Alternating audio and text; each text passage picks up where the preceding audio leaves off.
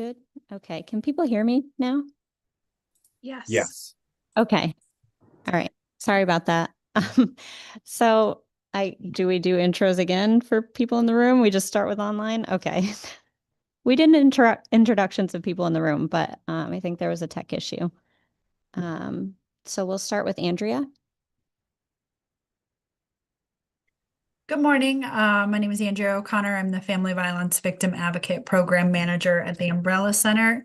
I supervise the court-based victim advocacy program at New Haven, Derby, and Milford courts. Thanks, Andrea. Gail?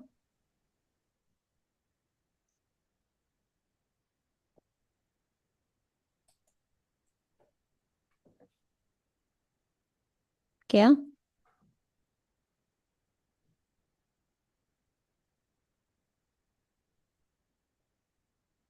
Okay, we'll circle back to Gail. Mark?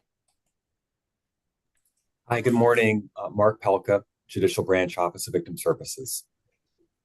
Thanks, Mark. Megan? Good morning. I apologize. I'm losing my voice, but Megan Scanlon, CCADV. Megan. Merritt? Good morning, everybody. Merritt LaJoy, Complaint Officer for the Office of the Victim Advocate. Thanks, Merritt. Nancy? Good morning, everybody. Nancy Tyler, attorney and survivor representative on behalf of CCADV. Thanks, Nancy. Phyllis? Yes, good morning, attorney and governor's appointment. Thank you, Phyllis. And Representative Nuccio? Good morning, Tammy Nuccio, representative of the 53rd District. Okay, and I I think guess I'm a governor appointee. I don't know. I got here somehow. Somebody appointed me. thank you. Thank you. I think Gail is having some technical issues. Can you hear me, Gail?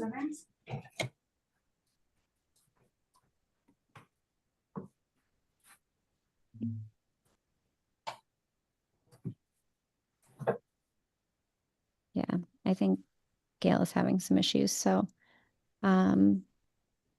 we'll just move along to our next agenda item, which is approving the September 17th meeting minutes. That was a joint meeting with the Offender Program Subcommittee as well. So I don't know if that needs to be approved twice or if we can just accomplish that in this meeting. But did everyone get a chance to review those minutes? Yes. Okay. See if I could get somebody from my team. Any 580. any changes or additions that anyone wants to make or any suggestions? Shauna, this is Mark. I'm going to have to abstain because I missed that meeting, unfortunately. Okay, no problem, Mark. Thank you. Motion to approve those meeting minutes then? Where's home today? Motion approved. Thanks, Joe. And a second? Second. Thanks, Johanna. All right, all in favor of approving the minutes? Aye. Thank you. I'm going to also abstain, Shauna. I was not at the meeting as well. Okay, thank you.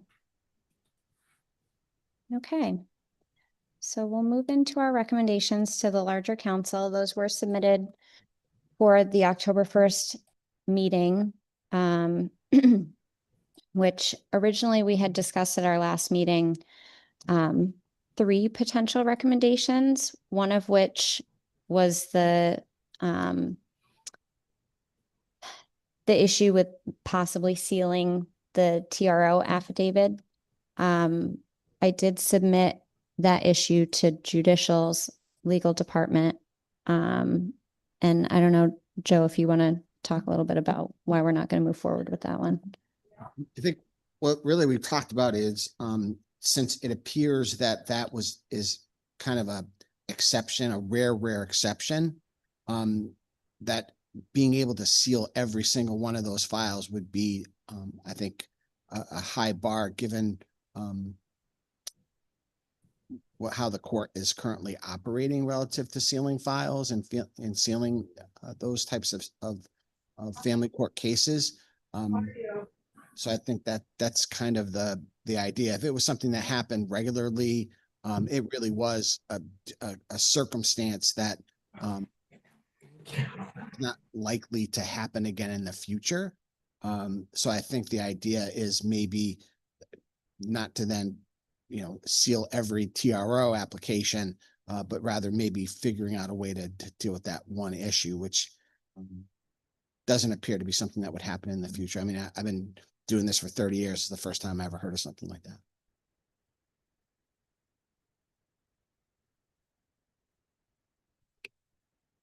Does anyone have any comments or questions on that?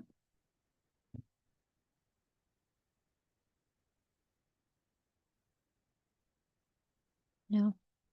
Gail, can you hear us now? Yes, I can. Good morning, everyone. And I'm sorry, we just got new computers and I had no volume. I could see your lips moving, but I had no volume at all. But good morning, everyone. Gail Hardy, co-chair of the subcommittee and designee for the chief state's attorney. Thank you, Gail. I'll also acknowledge that Captain Maynard has joined us. Do you want to introduce yourself really quickly, Captain Maynard? Yes, thank you. Captain Ryan Maynard, Connecticut State Police. Thank you. Okay. So if there are no questions on the TRO affidavit recommendation, then we'll move on to the confidential address form. I'm sorry, Shauna. Sure, go ahead. Is this the language that you sent around that you're talking about? Yes, that I'm moving on to right now. Yeah. Okay, so we haven't discussed it. No. Okay, all right. No, I'll we make my have not. question then. Thank you. Okay. Yeah. So I did just send potential statutory language around pertaining to the confidential address form. And to refresh everyone's memory, this was in regards to victims who were requesting to keep their address confidential on criminal protective orders, because there was not a very uniform process to do so. And there was an incident out of Stanford where a victim's address was put on the protective order despite their request for it to be confidential. So I know I just sent it. Did everyone see that I sent that? And we can just take a look at it together. I don't think I've received it. No. I'm checking my inbox now. I don't see that I've received that. Okay. Has anyone else not received it? I mean, for intents and purposes, I mean, I think the idea is that our recommendation is there's going to be a statutory change. And the idea is to make sure that if a victim is requesting the sealing of or keeping that address confidential, it is sealed in an appropriate way, that after that, no other person can gain access to that address. I think from our perspective, the language that we crafted was really what we would need to do to effectuate that. I'm not sure that going through it line by line is going to be helpful. I'm not sure that there's going to be many changes to it unless you're a lawyer and you can look at it from that lens. So I think that if we don't have that to actually review, we can certainly send it out, but spending time going through it line by line, I couldn't interpret it just because it was somebody that lawyer that wrote it. I think Shauna did send it out. I think this is one of those things that I think agreed that the liaisons would get together and look at the language. So maybe we submit the language as a draft, and then the legislative liaisons can get together and look at the draft language and go from there. I just have one. I would even call it a technical correction if I can. And that would be to add standing criminal protective order to that language. Thank you, Merritt. Johanna, I did send it to you again. I don't know. I don't have a physical copy. I'm sorry. I'll check, but reviewing it and being able to go over the language obviously I'm not gonna be able to vote on that. Because I have no idea what it says. Right. But I think our recommendation is there needs to be a statutory change. That's our recommendation. Yeah, And then I think what Megan's talking about is that the nuts and bolts of it should go to the legislative entities that are associated with the people who are either going to provide it to the legislature or determine how that's going to be in that process. yeah, Joe, I agree with that. So I think regardless, we're moving it forward as a recommendation. The language itself can get worked out. As an attorney, I'm just going to just state without seeing the language, I'm going to have to abstain because obviously words matter. So I'll just leave it at that. But I mean, the idea that there needs to be a statutory change and statutory language would be drafted to address the issue. I mean, it's about sealing a address, which is, it's not like a case situation. I'm not saying I would necessarily be against it. I just, without actually seeing something, which is why I sent the email 2 weeks ago looking for this information. So, yeah, at this point, that's where I stand. I just sent it over to you as well, Johanna, so you should have it at least 1 or 2 times now if you want to look at it.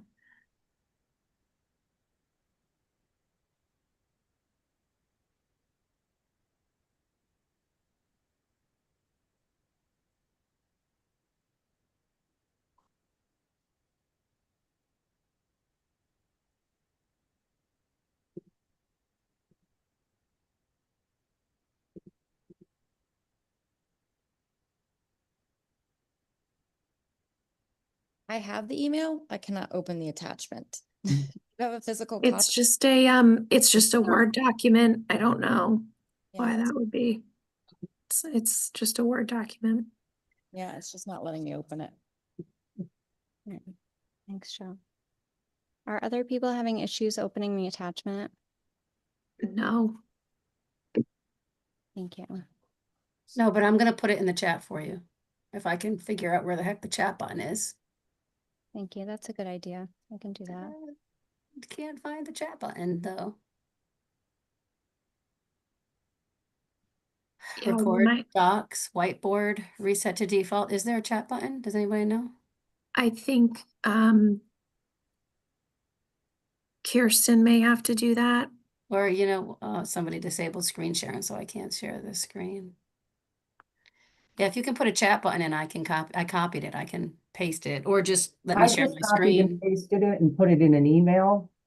So she should be able to see, if you can see emails, Johanna, you should be able to see the email I just sent with the language in the body of the email.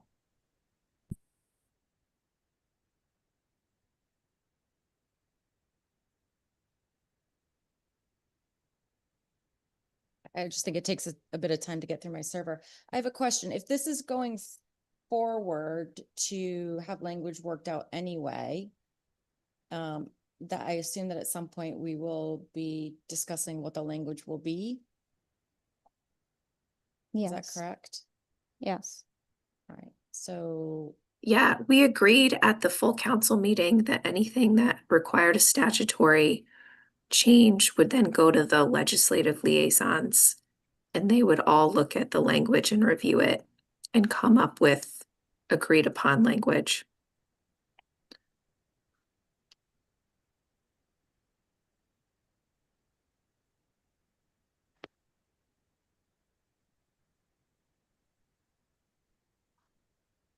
So I think to Joe's point, this isn't necessarily like agreeing on the exact language right now. This is just agreeing that there needs to be a statutory change to this, and that's the only way to address this particular issue.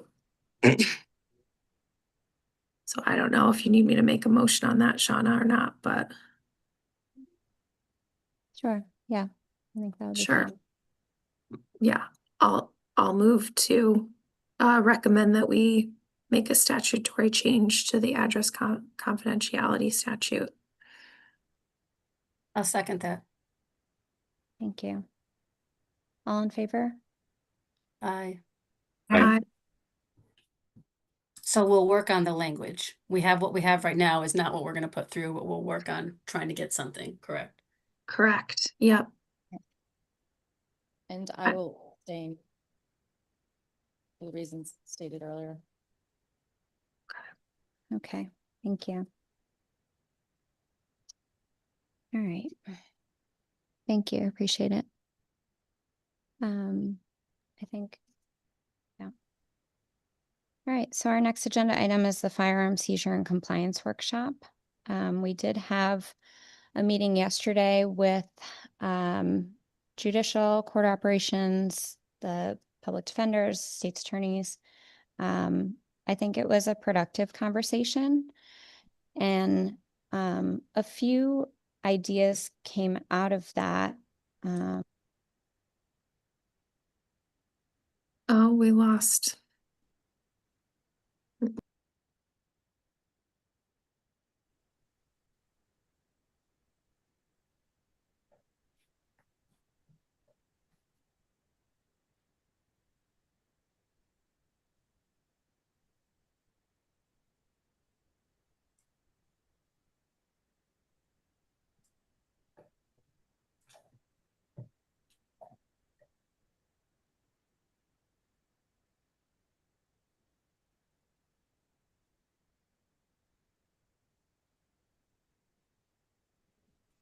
There's a technical issue. They are working to fix it. I just got a text from them.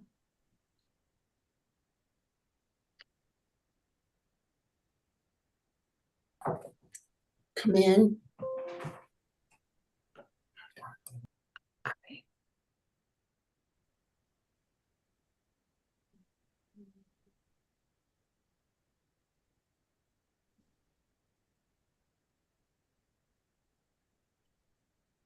They're working on it. Just hang tight. It's Halloween coming early. Just...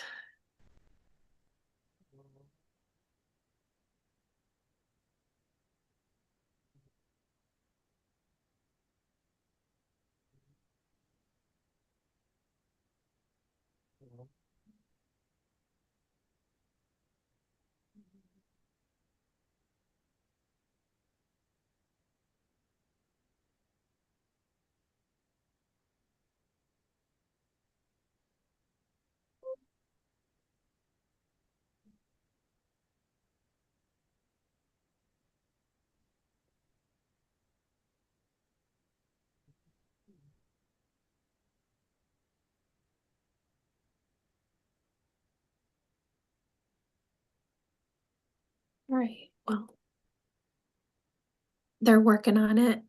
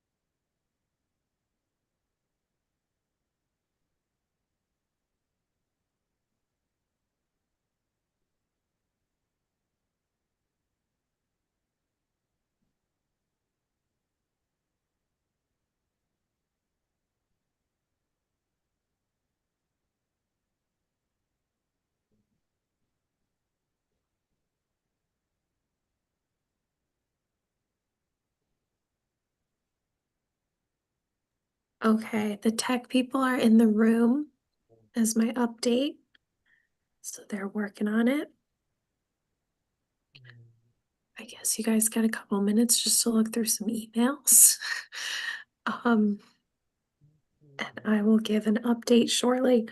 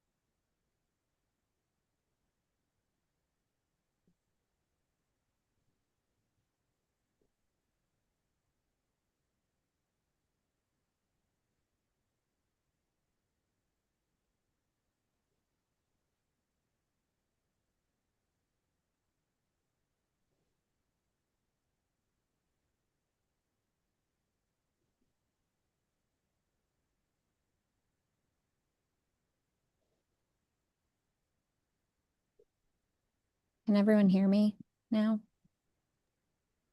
Okay, great. Yes. Thanks. Yes, yes, we can.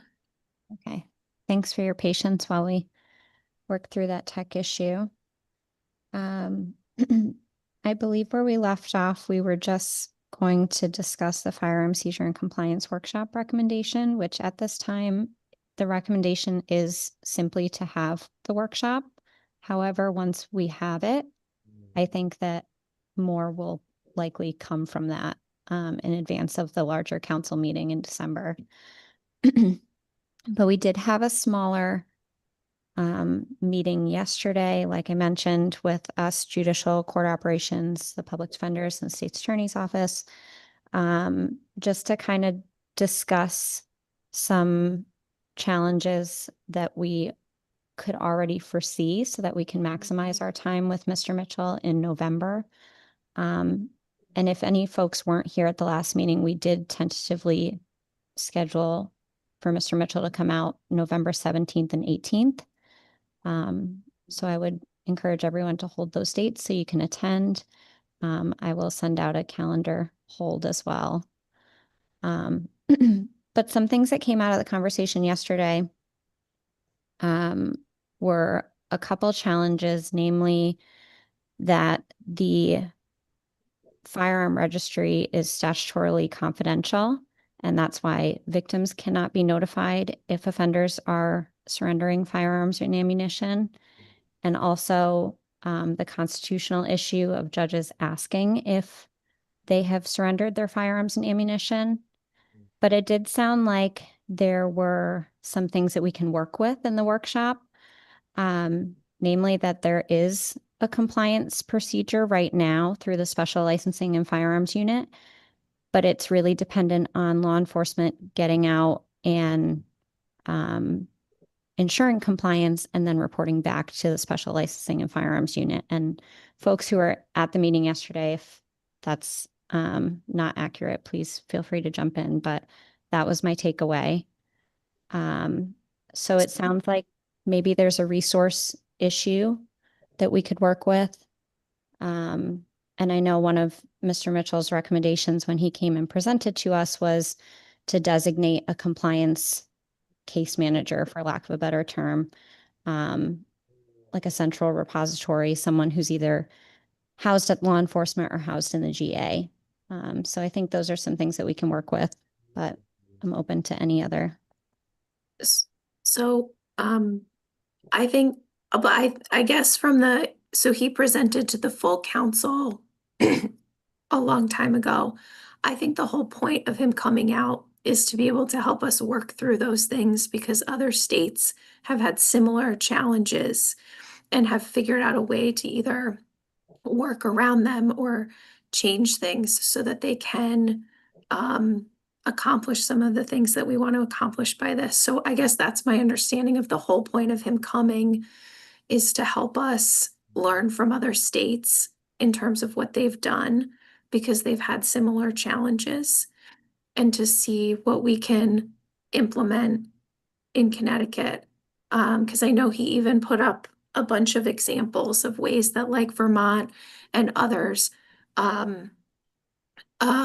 made changes that didn't come into conflict with their constitutional rights and all of that. So I guess that was my understanding, was the whole point was we were going to have these challenges and he was going to work with us to figure out how we overcome them and use best practices from other states to make that happen. Am I misunderstanding that? No, Megan, that's my understanding as well. And that was my understanding. Okay. So I think it makes sense. We have challenges, but the whole point of him coming is to help us overcome those. And the only thing I would add is the people we had around the table yesterday, and again, I think it was a worthy discussion. I think it was really in depth, but I think the people around the table are really the experts from each of those silos of the system. And I think that given that we had our discussion and really from the whole system, from, pretrial to law enforcement to public defender, prosecutor, family violence victim advocate. Since we had that robust discussion, to have Darren come and talk to that group of people who really do represent each and every aspect of the system, I think it would be very fruitful, because I think when we bring up an issue, I think we all have a common idea of what we're talking about relative to challenges and barriers, and what he can give us for suggestions, I think would be very fruitful, to see if that would be something that would be a workable situation for all of us. And I think that for me, the Domestic Violence Council was exactly what we had around that table. We discussed a very difficult issue that has been kind of been a problem for many years. We all had our time to talk through what different avenues for success would be, where our challenges are, which are things that we can't fix and what we can fix. And I think having an expert then come, it would be very helpful to map out what we can kind of do moving forward.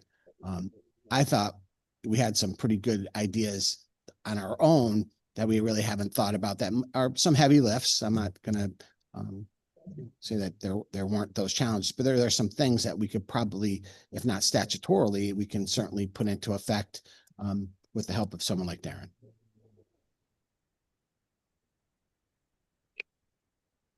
Thanks, Joe. Any other comments or questions? So I just have a question about, where does that leave the pilot site?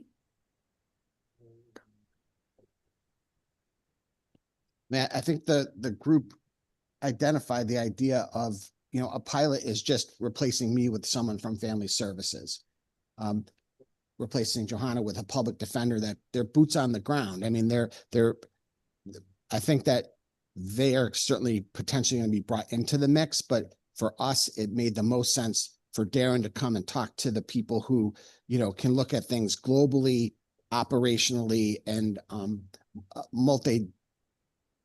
from a multi look at this issue. I'm not sure that my supervisor from family services is going to be able to articulate other than what actually happens when they deal with this situation. And honestly, a lot of times they don't even deal with it, primarily. So I believe, and I think it was the thought of the council members that were around the table, that having us be the group that works with Darren and kind of identifies those issues. Once we identify potential pathways of solution, I think that's when we would bring in a pilot so they could kind of test out those thoughts. And I think that's where we landed. I think a pilot is certainly something that we should think about, but it's hard to think about that without hearing from him and having him hear from us about some of the real challenges we have. If he comes here and gives us some great ideas and we're able to implement some of those, I think that's when a pilot would be more appropriate, because then we can justify using those resources and having that be happening in the court level. But absent that discussion with Darren about kind of what we already talked about and what solutions he may or may not have for us, I'm not sure a pilot is going to be very helpful from my perspective, and I think from the perspective of others in the room. Yeah. Well, so I guess my understanding, so it sounds like the first meeting, it makes sense to have that, but it sounds like you would eventually need to have a pilot. I think regardless. I mean, I think if the reason Darren is coming, my thought process is he's going to come, he's going to map the process with us, and he's going to give us some solutions and maybe some recommendations on maybe what other states have done, maybe what he thinks we could do it in Connecticut from a jump off position, or maybe a statute change. We just don't know until he comes and really hears Connecticut's process and where he thinks we can make some movement, especially from the victim perspective, in my opinion.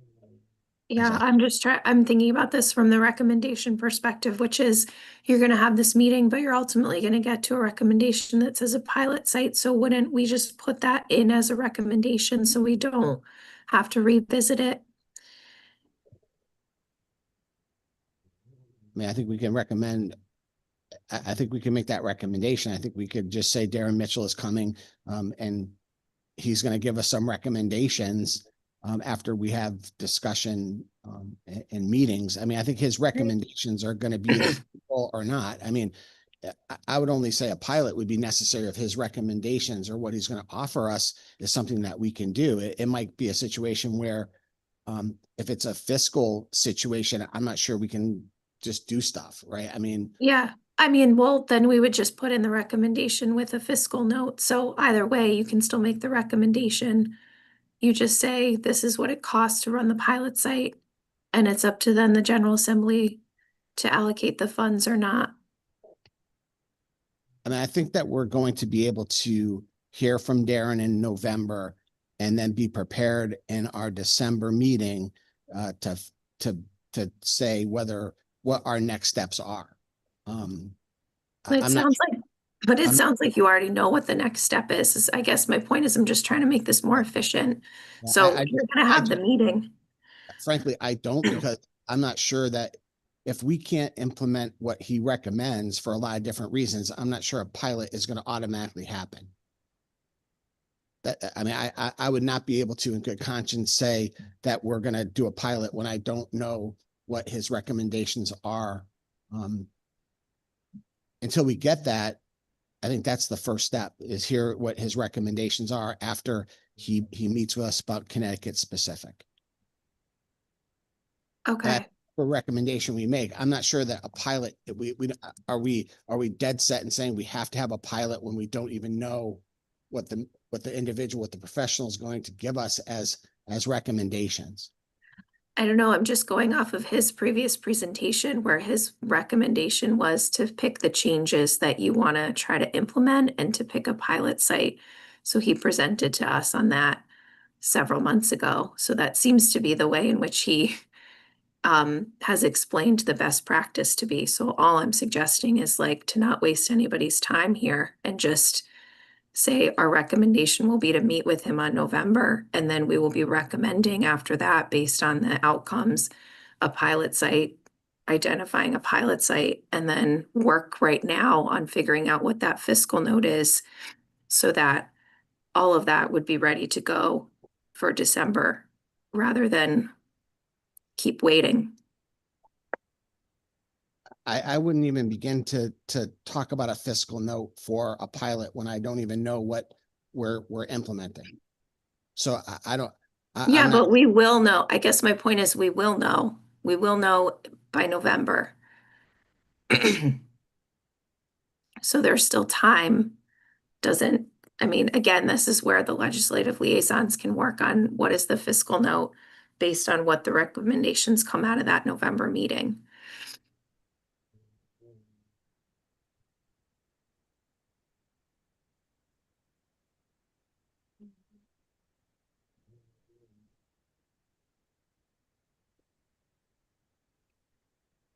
I agree, Megan. I think another course of business is to try to figure out who else should be at the table for that workshop.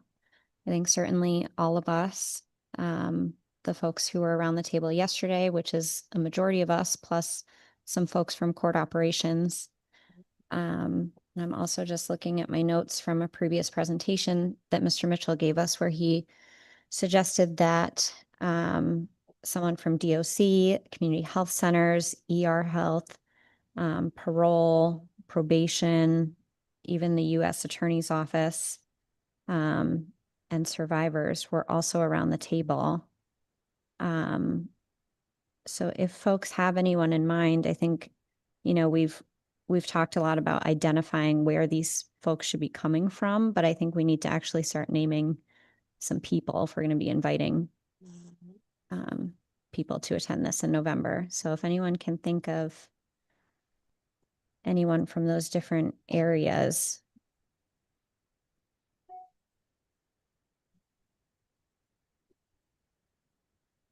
I mean, we have someone from DOC on the larger council, correct?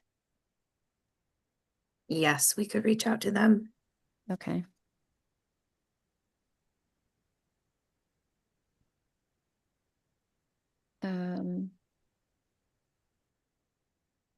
Next is a community health center. We could use CHC. I'll reach out to Casey because they also have one of our DV programs. Okay. ER health or first responders.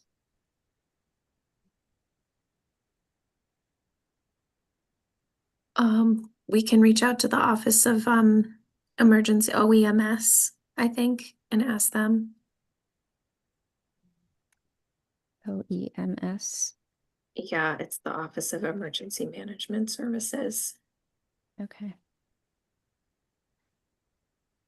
Do we have, Unless folks might have local first responders, which is also helpful. So if folks have any connections on this meeting.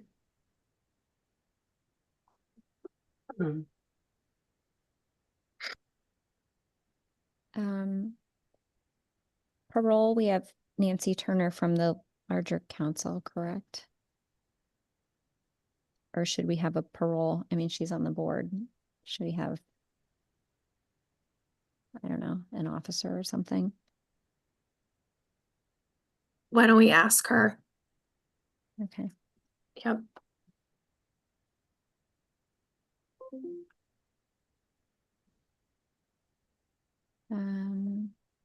What next do I have? I know we have Nancy Tyler as our survivor representative on this group. And certainly we shouldn't name any survivors on this meeting, but maybe Andrea, you and I can talk about identifying a few more survivors. Okay. Thank you.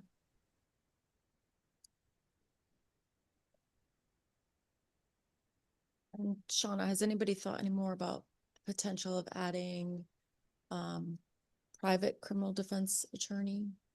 I know Yeah. we had a little bit of discussion yesterday about that, and there was a little pushback. I'm not sure what people's thoughts are on that. I think because of the issue that we're discussing, it's something that's rare. It's a little more rare for a public defender to come across than a private counsel. Yeah, I agree that private counsel should be invited to the table.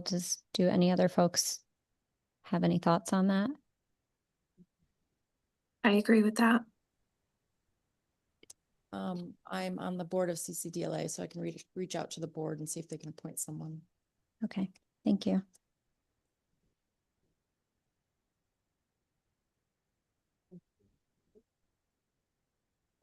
Okay.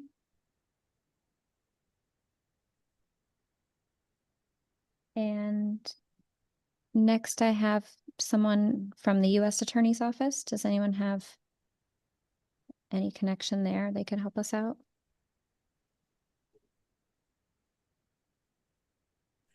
I can see who we can get.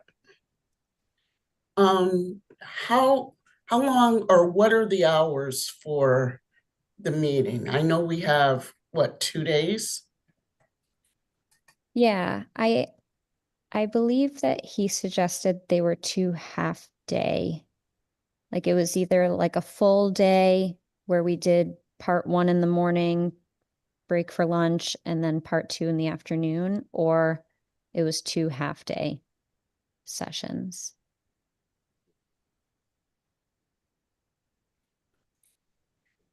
And he provided us with sort of a sample agenda, right? Correct. Okay. Yep.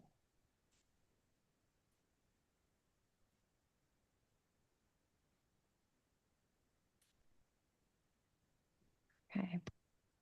What might be helpful is for him to meet with a subset of our group first. So instead of just having a meeting with 25 people, I just don't know how that's going to work in practice. It might make sense to see if he'd be willing to maybe on the first day have an afternoon where he just meets with some of our our subcommittee, and just so we can talk to him kind of more informally before a larger group, because I think what's going to happen, and this is just my experience, is that if there's that many people around the room, it's not, someone needs to manage that. And I just don't know how that's going to work, because I think if we need to potentially have a pilot be implemented in the judicial branch by December, it has to be something that is worthwhile, and we just can't be in the same place we are now. I feel like he has a lot of experience with big systems, so I don't think he is inexperienced in handling 20 or 25 people, which I don't think we'll have more than that.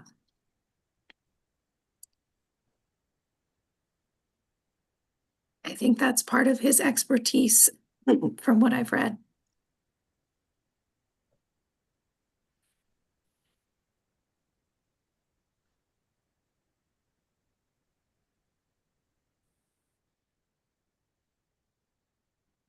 Do folks feel comfortable moving forward with simply the recommendation of having the workshop at this juncture? And then once we have the workshop, maybe another recommendation will come out of that.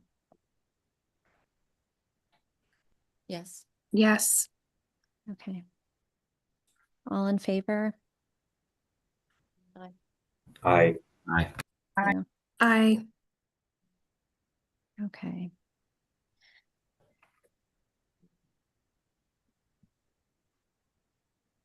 Just a thought, Sean, I don't know how other people's calendars work, but for those who are working within the court system, if you're gonna pick half days, it's just so much easier for us in the afternoon than the morning.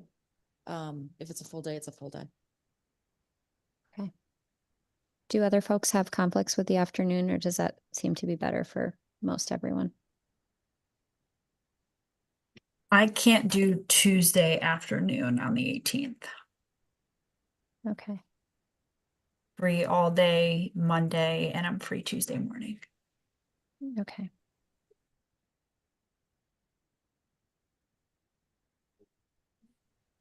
I'm not available in the morning, the early morning of the Monday, but the afternoon of Monday and all day Tuesday. Okay. Okay. Any other business that anyone wants to address?